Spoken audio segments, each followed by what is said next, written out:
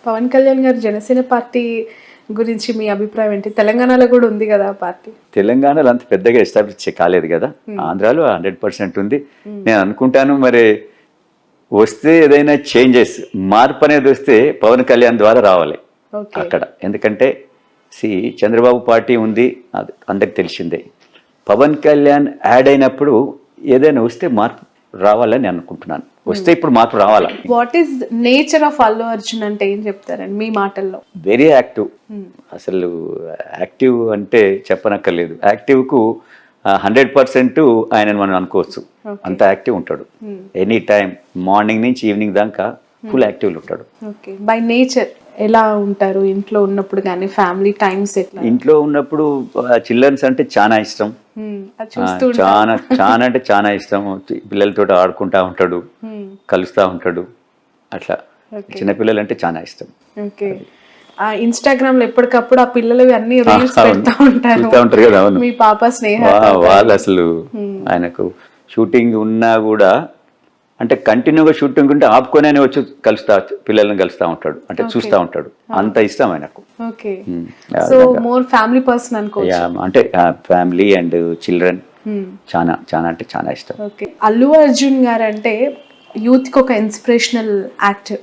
తనలోని variations, transformation, career start అయినప్పటి నుంచి టిల్ పుష్ప 2 వరకు కూడా అసలు ఎలా ప్రతి సినిమాకు ఒక మార్పు అలా చేసుకుంటూ వస్తూ ఎంతగానో అభిమానులకి ఆయన ఇంకా దగ్గర అయిపోయిన వ్యక్తి. అల్లుడిగా మీ ఇంటికి వచ్చిన తర్వాత ది గ్రేట్ మూమెంట్, గర్వంగా అసలు అల్లుడు అంటే ఇంక ఇదే అని అనిపించిన సందర్భం? డెఫినెట్. మొన్న బెస్ట్ యాక్టర్ వచ్చింది, నేషనల్ అవార్డు వచ్చింది. మరి నేషనల్ అవార్డు 69 years నుంచి అంతకుముందు హేమీలు ఉన్నారు కదా, ఎన్టీ రామారావు, నాగేశ్వరరావు, శోభన్ బాబు అని, ఇంత పెద్ద నాగయ్య గారని చాలా మంది ఉన్నారట కదా. మనం చూస్తున్నాం నాగేశ్వరరావు, ఎన్టీఆర్ని అయితే చూసినాం కదా. వాళ్ళకి రాంది 69 yearsలో మరి అర్జున్కి వచ్చిందంటే రియల్గా మరి ఆయన ఎంత కష్టపడి ఆ ఫీల్డ్లో తను ఒదిగిపోయింది అనేది మనకు తెలుస్తుంది. సో న్యాచురల్గా అంతది వచ్చిందంటే మేమందరం ఎంతో సంతోషపడ్డాం. ఇది గర్వం కూడా, మా అందరికి గర్వకారణం. నా సన్నిన్లా అంత పెద్ద అంటే ఒక తెలుగు ప్రజలలో, అంటే తెలుగు ప్రజలకు ఒక కానుక ఇచ్చినట్టే కదా. 69 ఏళ్ల నుంచి నాయకులందరూ అంటే యాక్టర్లందరూ వెయిట్ చేస్తూ ఉన్నారు. నాగేశ్వరరావు, ఎన్టీఆర్, దాని తర్వాత వీళ్ళకి వద్దని. ఎవరికి రాంది తనకు వచ్చిందంటే రియల్లీ ఇది చాలా హ్యాపీయెస్ట్ మూమెంట్. నేను వస్తే బాగుంటుందని కానీ ఆయన ఎప్పుడు అడగలేదు, ఆయన గౌరవాలు అడగలేదు. నేనే ఆయన చెప్పాను, రవి నాకు ఇలా రావాలని అన్నా కూడా ఆయన మీకు ఇబ్బంది అవుతుంది అని ఆయన అన్నా కూడా ప్యూర్లీ నా కాలే. ఆయన వద్దన్నా కూడా అసలు ఎట్లా ఏం లేదు కదా, నాకు రావాలన్నా నాకు రావాలి.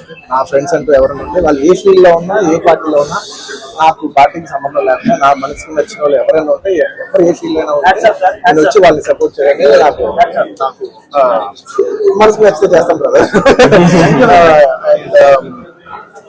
అండ్ ఆయన అస్సలు ఏం చెప్పాలంటే ఆయన అస్సలు ఏమాత్రం ఆయనకున్న సంస్కారానికి, ఆయనకున్న గౌరవానికి, ఆయన ఫ్రెండ్షిప్ కి ఆయన ఏ రోజైనా నోరు చేసి అడగవచ్చు. కానీ ఆయన అసలు ఎప్పుడు అడగలేదు. నేను ఆయన అడగలేదు కాబట్టి నాకు ఇంకా ఉంది. అరే ఆయన అసలు ఎవరైతే అడగలేదు, ఎంత క్లోజ్ ఫ్రెండ్ కూడా అడగలేదు, నేనే చేయాలని చెప్పి నాకు లోపల నుంచే ఆ ఫీలింగ్ అనిపించింది. నేనుగా వచ్చాను.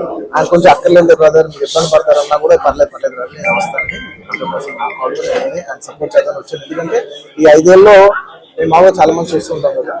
5 ఏళ్ళు మామూలుగా ఏదో ఫస్ట్ లో కొంచెం కనబడి ఏదో లాస్ట్ లో ఒక సంవత్సరం, లాస్ట్ ఒక 6 నెలలో సంవత్సరం తిరుగుదాం అనే ఒక మైండ్ సెట్ ఉన్నారు.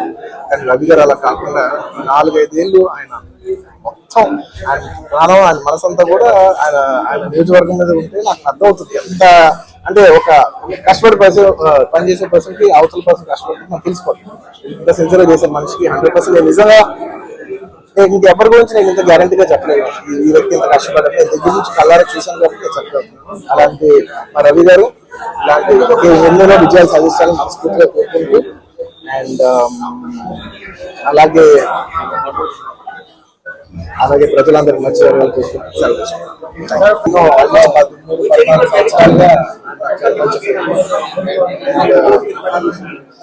ఆయన పాలిటిక్స్ లో రాకపోతే వారానికి ఆల్మోస్ట్ వారానికి ఒకసారి లేదంటే 10 రోజులకు ఒకసారి 2 సార్లు కలిసేవారు. కానీ గత 5 ఏళ్ళుగా నాకు ఆల్మోస్ట్ ఒక 6 నెలల సార్లు కలుస్తాను.